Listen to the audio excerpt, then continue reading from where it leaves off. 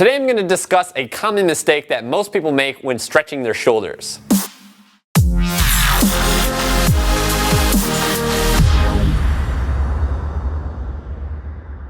What's going on, everybody? How you doing? It's Blake Bowman here with GuerrillaZen Fitness, and in today's video I want to talk about a very common shoulder stretch mistake that people are doing with the best intentions. They're trying to improve their shoulders by doing this stretch, but oftentimes they're making their issues a lot worse. What this stretch is a doorway stretch, okay? So it's called a doorway stretch, and what it's designed to do is stretch the pectoral muscles on your chest out. It typically looks like this. This can also be done one arm at a time, and that will look something like this. Now, this is a great stretch to do for most people with shoulder issues because most people are going to have tight pectorals, which will throw off something called the centration of the shoulder joint.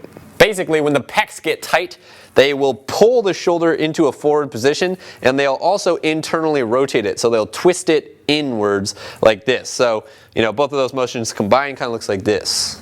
This is a common shoulder alignment fault and a big cause of shoulder pain because basically if this is your shoulder socket and this is your arm bone is supposed to sit directly in the center of the socket so it can roll around and glide in there. If it falls forward like this, which is what's happening when your shoulders are internally rotated and rolled forwards, then your arm bone, the top of your arm bone, your humerus, is literally running into the joint socket, and that's going to cause all sorts of different issues. Okay, so this is the main reason why people are stretching their pecs, is to improve that, which is called joint centration, right? A perfectly centrated joint, the arm bone would be right in the middle of the socket, which is where you want it to be. Now, the mistake with this exercise is not with the intention or the rationale behind it, it's with the execution of it. So oftentimes when people are actually performing this exercise, what they'll do is, let's say, both arms are outstretched right now. What they'll do is they'll typically allow their arm bone here to drift forwards like this. As their arm is being taken back, the top of their humerus, their arm bone here, will move forward like this. Okay, do you guys see that?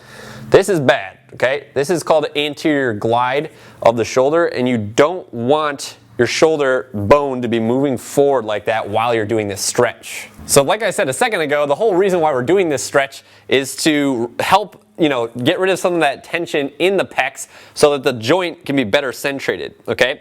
And what you're doing if you allow the arm bone to drift forwards like this is you're basically sending that bone straight into the front of the joint socket, okay?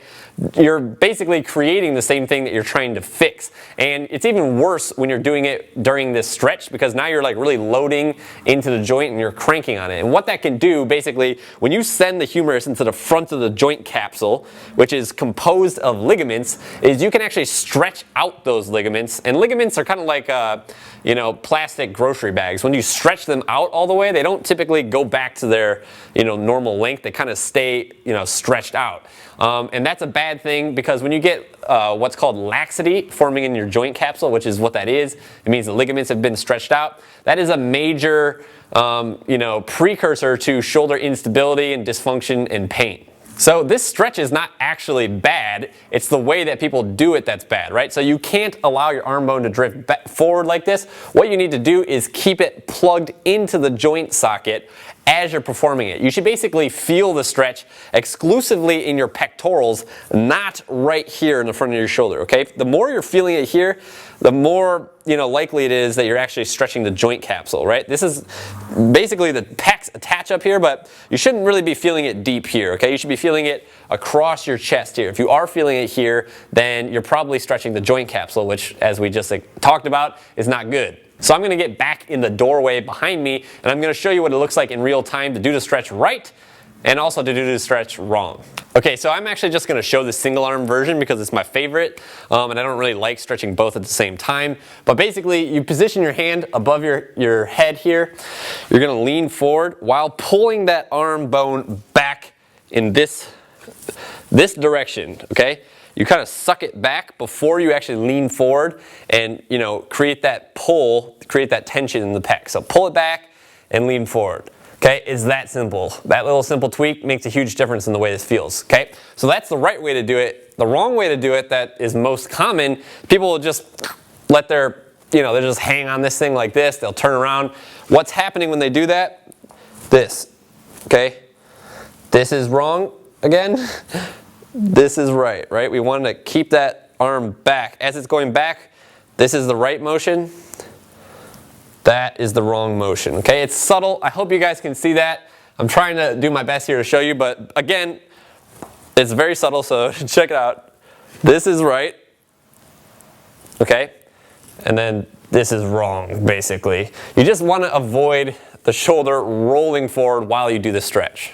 It's really as simple as that. Making this little subtle tweak to this stretch will not only help you get more benefit out of it, but it'll stop any, adverse, changes in your joint from occurring from doing it wrong.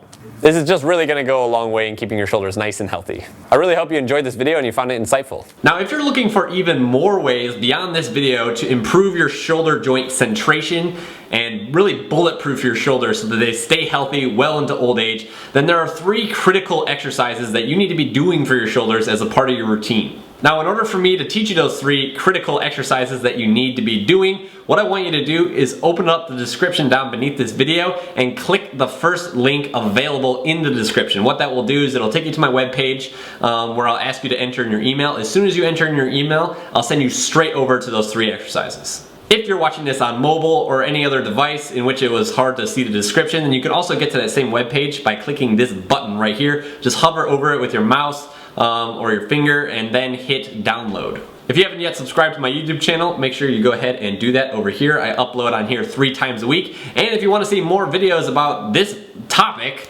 then go ahead and click this button right over here. Other than that, as always, I appreciate you and I'll see you next time.